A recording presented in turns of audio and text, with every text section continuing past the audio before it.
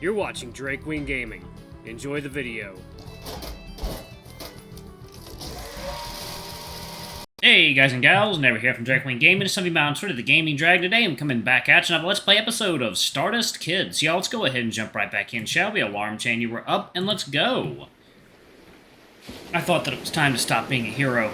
It was time to go back home. I turned around and realized that I don't know where to go. I walked, but the landscape didn't change at all. That was really scary. I thought I'd die on that beach alone. Tears came on their own. I still remember how hot they were. And then somebody called me. I thought I was mistaken, but I heard the voice again. I looked back and I saw a figure nearby. It was a child just like me, bright with silver hair that was shining in the moonlight. He stretched out his hand to me. I got scared. I thought it was an angel that came from heaven to take me with him. Oh, I burst into tears, and he got scared. And now he got scared. Despite me being all in tears, and not only in them, this angel came up and hugged me, patted me on the head. He was warm and real. I managed to calm down in his hands. Sure, it wasn't some divine messenger. It was a child that saw me from the station. He ran away from his parents to see if I was alright. When adults came to us, I learned the name of my savior. They scolded Seth for going so far alone. Later, they drove me to my house, woke the babysitter up, made her call my parents and tell about everything. They came home and scolded me endlessly. The babysitter got much more than I did. I was put to bed, but I couldn't sleep till the very morning. I heard my mother crying somewhere downstairs. I didn't have enough courage to go down and calm her. The next day, everything was like I had wished. Mother stayed with me. But looking at her red eyes, I understood what a stupid thing I did. After that, I stopped acting so selfishly. I don't know what would have happened if Seth didn't find me, but now I feel so ashamed. He saw me when I had gone soft. Of course, I was just a child, but it doesn't make things easier. Well, I've never seen him crying. I don't really want to. It would just be honest. Not a soul around. Quiet. Only waves slowly hit the shore and go back. Even seagulls have left this place, leaving us alone. Each of us in our own thoughts. What are you thinking about now? I can't read anything on your face. Let's go in. Seth beckoned me to follow him, and I didn't say anything for or against. I took off the shoes and followed him. The water was surprisingly warm. Bumping into something, I belatedly realized that he had stopped. Well, how do you like it? He pointed at the horizon where the sea meets the sky. Beautiful? Why does it sound like a question? He grinned, then glanced at me worryingly. Are you cold? Not really. Walking out of this house for some reason, I forgot to take the light jacket. Of course, summer nights aren't so cold, but it's always windy next to the water. Seth took off his hoodie, which still kept the warmth of his body, and came up to me to put it on. I took a deep breath and involuntarily smiled. His clothes smell very good. Everything's fine. Keep it. I'm not cold at all, but you must be.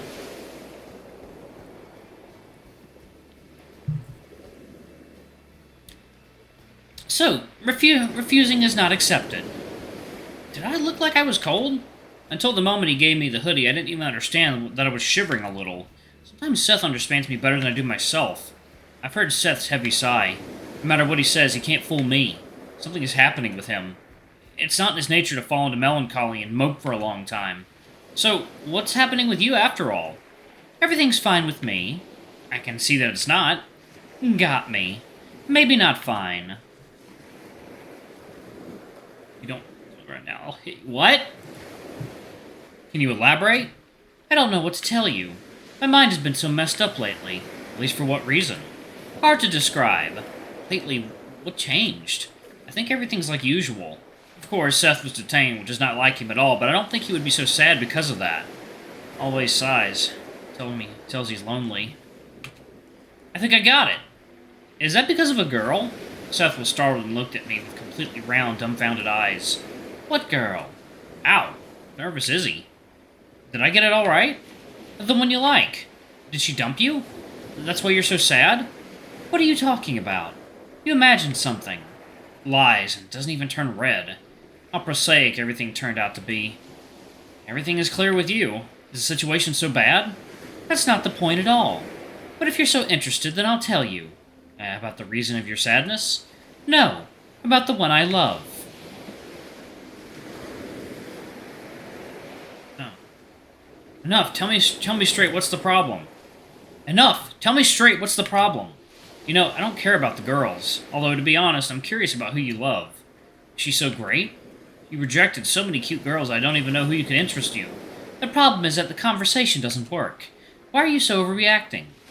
Because you begin to talk but don't finish. What do you want from me? I can't read thoughts. I don't need that. But what do you need? He paused for some time, and the silence was strongly uncomfortable. I think I'll never get it. Can you finally say it directly? Should I torture you or what? You act weird. If you keep shirking this way, then of course you'll never get what you want. Thank you for your support. Well, what did you want? Really? Here we both fell silent. The conversation halted. Maybe I shouldn't have bothered him. If he wants to share his problems, he'll do it. Enough walking for me. Thank you for the company. Aw, man.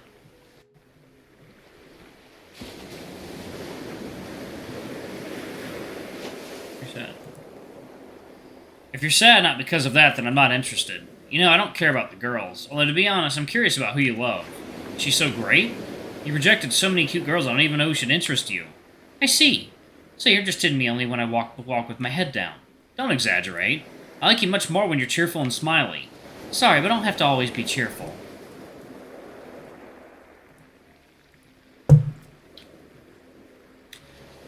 I've got bad days too.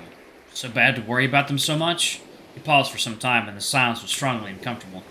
You won't believe, but that happens too.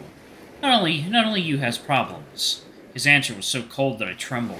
What's wrong with him? He never talked to me like that. What's eating him? Perfectly know that even your life is not always sweet as sugar, but that doesn't suit you now. You dragged me out at night only because you were bored, and I, by the way, wanted to sleep. I came. I'm trying to normally speak with you, but yet you just refused to say anything. The more I said, the heavier my heart became. What's that? Anger? Resentment? I don't get it. For some reason, his unpleasant tone awfully scares me. Tell me what's bothering you. Maybe I can help. But if you're just fooling around, then you don't have to involve me in it. Sorry for bothering you. I think you're right. I better go home and lay on my bed. What did I say wrong? Why is he pushing me away? I feel like I'm surprisingly powerless before this, Seth. I don't know what to do. Yeah, we'd better talk tomorrow. You should calm down. I don't think there will be an opportunity to talk tomorrow. Did he get so angry? We can do this. I'll call you, alright? And now I'm going home. I came to the shore and put on the shoes fast, without waiting for the wind to dry my feet. It's unusual to go home alone. We quarreled before, too, but usually I was angry and he calmed me. Turns out it doesn't work in reverse. I completely don't know what to do with him. I think Seth will sleep it off and understand that everything's not so bad. I'll call him and we'll discuss everything. I look back lastly. Seth is standing like a minute ago, ankle deep in water. He's looking at the endless water spaces he likes so much. Let the waves wash away his sadness, and tomorrow he'll smile like nothing's happened.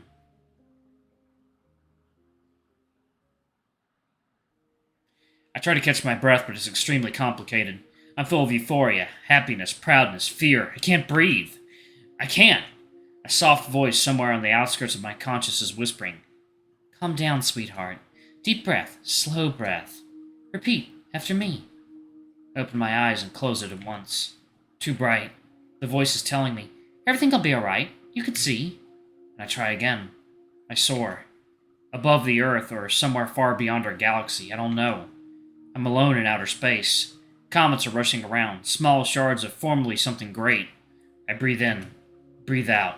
It's not possible, but I do breathe.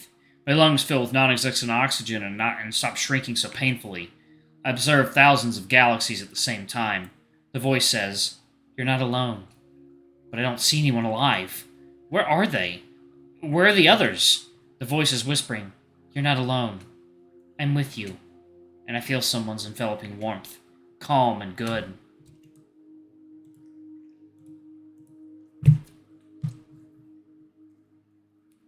I see white stripes, comet tails. They're calling you. Can you hear? No, I hear nothing but you, the voice. Open your heart. You can hear them. I trust the voice and let them into myself. Something's wrong. Not calm. I don't want it. Can I let them out back? The voice is silent. I hear their pain, their fears, their hopes and dreams. It's too much for me alone. I can't stand it. Everything will be all right. They're pulling me along. I fall. The last thing I remember are my parents reaching out to me. Are you lonely? I jumped on the bed. Breathing is troubled. I'm all sweaty. Calm down, Kurt. Calm down. It was just a dream. Cheeks are burning. What's wrong with me? Maybe I feel ill and my temperature is spiked. I touch my face. What the hell? It's wet. Oh. It can't be. I began rubbing my eyes, but tears didn't stop. What's that? Stop flowing. It's not real. I don't remember what I dreamed about. A terrible feeling. Am I ashamed or what? Phew. Calm down. Nobody will see and nobody will know. They don't stop. I hastily left the bed. This feeling released me after a contrast shower. I feel pathetic. Did the organism decide to revenge on me? But for what?